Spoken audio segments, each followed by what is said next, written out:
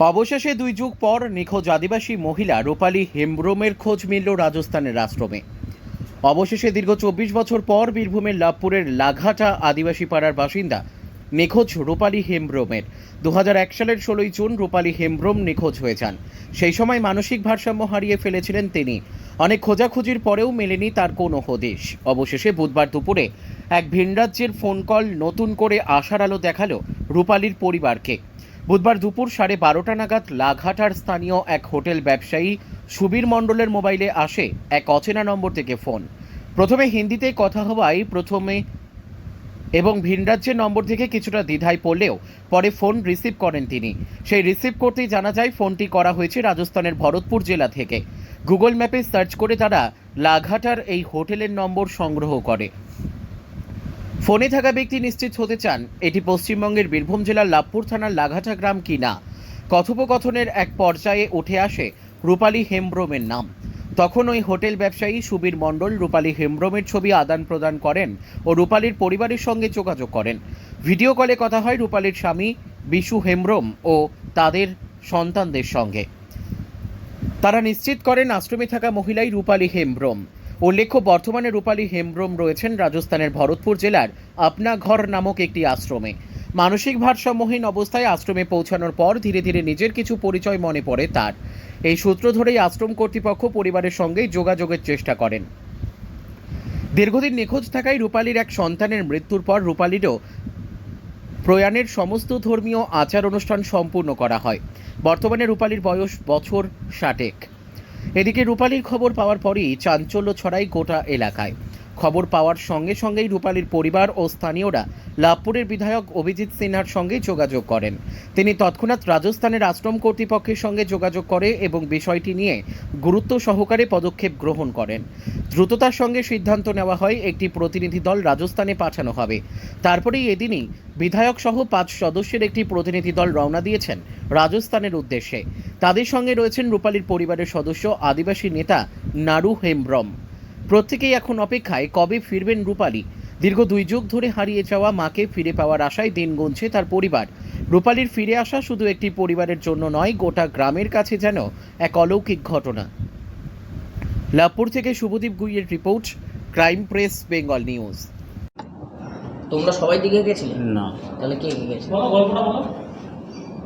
আমি যাই না, আমার বোনটা নিয়ে গেছিল। বোন? আর বাবা যায়নি। আচ্ছা। বোনটা ছোট ছিল। এবারে ওখান থেকে সব মেলাগুলো দেখেছে। মেলা দেখেছে যে আপনার ব্রেনটা কাজ করছে না। 3 মাস ছিল ফেরার পর ঘরে। তারপর চান করতে বেরিয়ে তখনই আমরা খুঁজে পাইনি। আপনার বাবা কবে মারা গিয়েছে? মারা গেছে 1 বছর আগে। 1 মাস আগে। কি বলেছিলেন বাবা? বাবা বলেছিল যে আমি যদি মরে যাই তা মায়ের একসঙ্গে যেন ছাদুটা দিয়ে দিই। বলেছিলেন? হ্যাঁ, এবারে আমরা অত বছর পর খুঁজে পাইনি। কতটা খুশি ফিরে পেয়ে? কতটা খুশি? এখন অনেকটা মনে শান্তি পেয়েছি। কালকে ভিডিও কলে দেখেছেন মাকে, হ্যাঁ, সেই অনুভূতিটা বলুন। প্রথম যখন দেখে প্রথম আমি চিনতে পেরেছি। দিয়ে হিন্দিতে কথা বলছে, হিন্দি জানি না আমি। যে বাবার নাম বলছে এই শুধু এলাম, মোটামুটি হিন্দিতে কথা বলে। যে আমাকে দেখেও মানে কাঁদতে লেগে যায়, আমিও কাঁদতে লেগেছি। আপনারা কারা কারা যাচ্ছেন মাকে আনতে? আমরা নারদা স্যার যাচ্ছে। জেলা প্রশাসন এবং বিধায়কের পাশে পাচ্ছেন। হ্যাঁ হ্যাঁ, ভোটের সময় নয়, কাজের সময় কেমন লাগছে? ভালো, মনে শান্তি পেয়েছি। আর ফিরে এলেই খুব ভালো হয়। আপনার নাম? তোমার নাম? ষষ্ঠী আমি। বছর আগে 2001 সালে আমার লাভপুর বিধানসভার লাঘাটা আদিবাসী গ্রাম থেকে এক মহিলা তিনি নিখোঁজ হয়ে যান। একটু মানসিক ভারসাম্যহীন ছিলেন বলে তাদের পরিবার থেকে বলছিলেন। তারপরে তখন তার স্বামী এবং 2 পুত্র তারা সংসারে ছিলেন। 24-25 বছর ধরে কোনো খবর পাওয়া যায়নি। গতকাল রাজস্থান থেকে একটা ফোন আসে লাভপুরে যে তাদের হোমে একজন আদিবাসী ভদ্রমহিলা আছেন যিনি 24-25 বছর ধরে আছেন, কিন্তু স্মৃতি তার লোপ পেয়ে গেছে। তিনি কোথায় বাড়ি বা কী কিছু বলতে পারছিলেন না, কিন্তু তিনি গতকাল সকাল থেকে বলতে লেগেছেন যে আমার নাম এই এবং আমার বাড়ি লাঘাটা লাভপুর। তো লাঘাটা লাভপুর শুনে রাজস্থানের বাবার নামও বলেছে, আচ্ছা, এবং তার স্বামীর নামও বলেছে।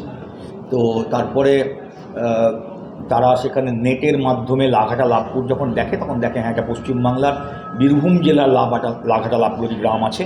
তখন সেখানকার যারা কর্তৃপক্ষ আছে তারা যোগাযোগ করেন, আমার কাছে খবর আসে।